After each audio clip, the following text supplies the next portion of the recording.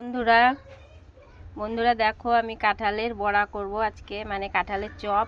এ দেখো, সিদ্ধ করে নিয়েছি, চোটটা পাতলা পাতলা করে কেটে লবণ হলুদ দিয়ে। এবার দেখো, ব্যাটার গুলিয়ে নিয়েছি, কুচি কুচি পেঁয়াজ, নুন, হলুদ, লঙ্কা বাটা দিয়ে, বেসন দিয়ে।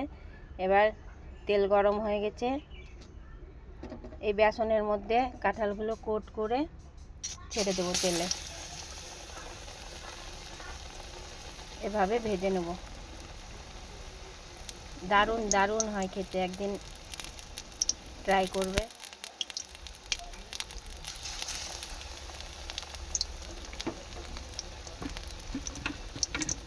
বাড়িতে একবার ট্রাই করে খেয়ে দেখবে, অসাধারণ লাগে, দেখতেও সুন্দর লাগে।